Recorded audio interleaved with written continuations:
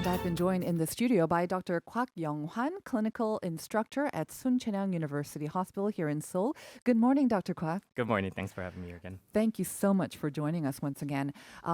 Before we actually dive into the questions, I did want to ask you, what's the mood like at the hospital? Because we've seen those numbers drop drastically and stay down there for the past week or so. So can you just start us off by telling what the mood is like at the hospital?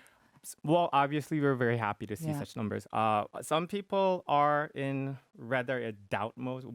They're emphasizing that we should be more careful in Right. days like this because it can always go back up at any time. Right. But also at the same time, we do see a meaningful decrease in the number, and we're very hoping that it'll stay that way. Right. And of course, those recovery numbers that we saw over the weekend were very positive as well, 70%.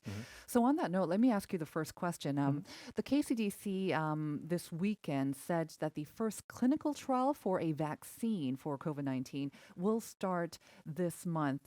So we have heard in the news over the past weeks and months about a vaccine, and will probably take 12 to 16 months. But once these clinical trials begin, how soon can we expect to see those vaccines maybe even available sort of widely? Right. So when we talk about clinical trials for vaccines or any other drugs, it usually begins after that vaccine has been developed and are tested to work in a preclinical phase. And that means that it's first done in animals. So they check for safety and other measures in animals, sadly. But once that is done, clinical trials are normally held in 4 different phases. And each phase can take from a few months, as you said, to up to even more than 10 years. So the trials 1 and 2, in those 4 trials are done to see if the vaccine is safe and to use in people and if they have the desired effect. And those are usually done in small recruits of people like 30 to 40, but most likely then less than in 100 of people. And these phases normally take from a few months to a couple of years.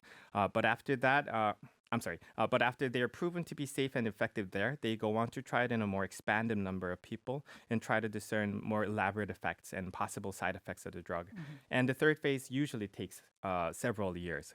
Now, when this phase is done, the pharmaceutical company or the drug or the group that made the drug go on to request approval for sale from their according governments. And then what's coming after the number 4 phase is more like an after-sale surveillance of the drug.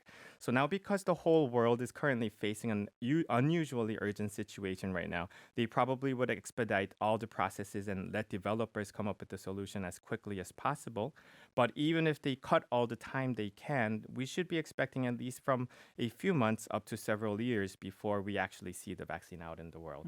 So from your estimates, what we've been saying about maybe 12 to 16 months, do you think that still holds true? That's most likely. All right. Even though some people actually have said that it might be brought down to less than 6 months, Right. but that's being very hopeful. That's because China, I believe, have entered phase 2 of those clinical trials, right? Some of them For a actually are vaccine. going into phase 3 with them. Phase 3 even? Yes. Okay. Yeah. All right. Let's talk about now a possible sort of treatment for COVID-19. Remdesivir, I don't know if that's the correct way to pronounce it, but there has been a paper published regarding the efficacy of this and apparently demonstrated a recovery rate of about 68%. That seems very, very positive and very high. So does that mean that this can be one of the positive drugs to treat COVID-19? I would begin by saying yes, but we have to note a few things about this study. What we're referring to here is a study posted in a very acknowledged publication in America called NEJM. That's like the best known medical journals. But this particular study reported the treatment effects of the drug remdesivir given to people in the method called compassionate use. That's the term they use in the United States currently, that they're allowing the drugs that was not originally designed to be used in COVID-19 to be used in other cases. I see. Because no particular drugs was actually designed to be used in COVID-19 as of now. And if you use a drug that's already out there, then it would have proven sort of fewer side effects. Right? Exactly. A lot of the drugs would have gone through phase 2 and 3 Right. with their own purposes already. Okay. So because they're able to do this because they have reasons to believe that these drugs might work in this situation, especially under the current urgent situations. So they went ahead and gave grants for the drugs to be used in people with COVID-19. So one thing to note about this study, though, is that normally in studies evaluating efficacies of certain drugs, they do those in comparisons. They either compare a certain drug to what has already been known to work in diseases, or they compare people who have been given drugs to those who weren't. So this particular study was not able to actually show the treatment strength of the drug because we do not know if the people who recovered did so because of the drug, or it could have just been the natural course of the disease. Right. It still showed that many people recovered after receiving the treatment, and other clinical studies are here and there suggesting that the drugs actually does work. So I believe we would be seeing remdesivir being used in many more patients for now, and hopefully we would soon see a study that comes out that compares the treatment effects of the drug to those who did not take them. What is this drug originally meant to treat, remdesivir? It's an antiviral drug. It is an antiviral drug. They did not specify a specific purpose of it. I believe it could have been used for hepatitis type C or other types of viruses that has amino acids in it. I have another question about plasma treatment, but before we get to that, I want to get to a listener's question from 2944. How many hours may I use a mask without deteriorating its quality to prevent COVID-19? I think a lot of people have questions about this. Yes, and a lot of the doctors here, we ask the same question as well because we get to use a lot of masks over and over again. I believe the official answer to that would be less than 24 hours. If a person was to use a mask for 24 hours, it'll be advisable that they change it to a new one. But because we're very, especially in the medical area, we have to use a certain grade of mask, and they're running very short of it. We are currently using masks over and over.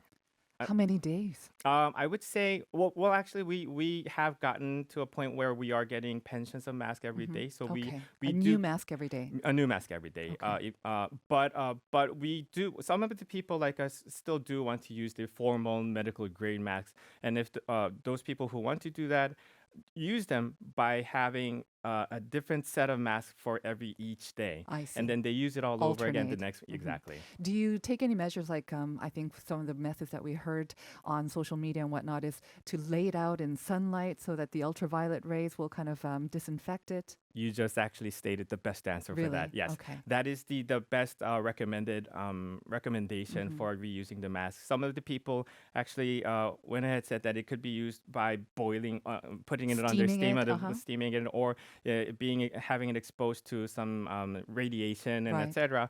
Now it's most likely proven that just exposing it to sunlight for 3-4 days would take care of all the viruses there. So if doctors on the front lines where you are more exposed to the virus are using this method of sort of sanitizing it, disinfecting it, and then reusing it, for us, our exposure is much lower, of course, then, I don't know, from an educated guess, your opinion, you would say that it would probably be okay for us to use the same mask several times, right? I would say so, yes. Okay, very good. All right, let's move on to this plasma treatment that we heard about last week. It was at the Severance Hospital, I believe, where they injected into 3 severely ill patients. 1, unfortunately, did not make it, but 2 did show signs of recovery.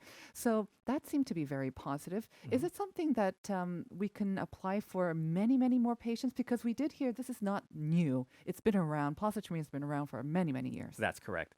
It can probably be used more widely, given that we can obtain much serum from many, many fully recovered patients and that they are completely safe to use. This plasma transfusion is a treatment method called convalescent therapy. It works by drawing blood from people who have recovered from a certain disease, extracting serum from the blood and transfusing that into the patient who is currently fighting the disease. And now I have to get into a little bit more of scientific terms here. The serum is the fluid component of the whole blood. And within it are many materials, but most importantly, they include what's called antibodies. And these antibodies are like machine warriors that have learned and memorized skills to fight against particular viruses that they were exposed to. So if serum containing specific antibodies against COVID-19 was to be extracted from a recovered person, those antibodies would most probably have the ability to fight off the virus when implemented inside a new person. And that's how it probably worked at the Severance Hospital. And this method, as you said, had been used in situations like that of Ebola before. So this is not really much of a new thing. But they're like the last resort type of method to treat viruses that have no treatments available. But because we are transfusing blood component of a person, it can transfer other materials with it too. And that's why we need to be extra careful about this. And a typical and most dangerous example of such things to happen would be when it transfers another virus that the recovered person was carrying without him or her knowing it, like that of hepatitis. So, or it can cause strong allergic reactions in a person that it is transfused into. So, as I said, we need to be extra careful in making decisions to use this convalescent therapy. Are we at the moment, do you know, collecting these sort of serum or this plasma from recovered patients? Are we doing that, or are they donating it? Are they allowing it to be collected? Yes, yes, for all of the Okay. questions, actually. A lot of the people who have recovered actually are donating their blood for different purposes, for the lab purpose, the study purposes, and also for treatment purposes. And we are collecting serum from that. Okay, very good. Next question. We heard last week about a Korean research team from the National Institute of Health that they had completed the world's first high-resolution genetic map of COVID-19. What is the significance of this? The significance of this is that it is showing us where we need to be looking for in targeting the virus. I see. Let's say in the development of treatment medications, we need to be able to target a specific parts of the virus so that it won't be able to attach to a certain site or it won't be able to function in a certain way. So this genomic map showed us where to target. Okay, for very those. good. I have this question because we have a lot of people coming in from overseas, and a lot of the imported cases are also seeming to be spread within the family members, even though if they are self-quarantined. In fact, this morning, Prime Minister Chung Se-gyun said because of the number of sort of family members getting infected and potential tertiary infections that we talked about, that they are actually considering putting these people who come from overseas in a separate facility altogether, not allowing them at home. Now, we know that, especially now from the US, you have to undergo testing, and a lot of people will test negative, but during the self-quarantine days of 14 days, they sometimes turn positive. Now, so is that because the virus can only be detected after a certain number of days? Yes. Okay. And let me start explaining about that a little bit too. So I cannot estimate the exact chances of people first testing negative and then later on testing positive because I just don't have the numerical data on the number of those incidences currently. But as you said, we did already see that happening so many times. And I personally witnessed one such case not long ago, very near to me. Go ahead. If you don't mind, may I interjecting? Sure. Were they trying to keep that person in a separate room, or how did the infection happen? Did you hear about this? What we believe currently are is that those people who were in self quarantine were undergoing so to speak the latent the incubation period, Right. which any medical devices cannot detect any viruses from them in those period. And once that is over, they start seeing certain levels of virus in their body. Then that's when people are starting to get detected. But were they not separated from the rest of the family members? It really is up to them to separate themselves within the family. We always recommend people to isolate themselves even within a room Right. when they and go use separate utensils exactly, and all of that. and also to wear their mask even and while they're staying home and etc. But we can't really enforce them physically because we're not always there for them. But just because they tested negative initially once they arrived in Korea, that shouldn't allow them to become complacent. Oh, I don't have it, so it Right. won't matter whether I share whatnot. You're very right in saying that. Yeah. Because that latent period, so the virus can sometimes not be detected because we don't have enough, I guess, of the virus to be detected. Right. So if I may explain just a little bit about this. So it's called a latent period, and it's when the virus gets into a person's body but just hasn't copied itself enough to be detected from the outside. So it does take a certain period of time when the virus has had enough time to replicate many times and become detectable. But this specific method we're currently using in Korea called RT-PCR is a very accurate method because it amplifies multiples of times the DNA materials found in the specimens of the people. So when it becomes for the virus to be detected, we would definitely be able to detect it. That is good to hear. We have a message from our regular listener in Morocco, El Baroum, and was saying that medical staff in Morocco, I guess, are sometimes getting stigmatized for being on the front lines, but as a potential, I guess, carrier of the virus, that they are sometimes being stigmatized. Just very quickly, are you ever experiencing any of that here? I can positively say that I am not. You are not. I am not going through any of Again, that. very good to hear because we are so grateful for all of our first responders and medical staff. Thank you very much once again, Dr. Kwak. Thank you for having me here. That was Kwak Yeon-wan. Dr. Kwak Yeon-wan from Soonchunhyang University Hospital. The Chinese version of your COVID-19 live updates are coming up next with Chi Ming Ming.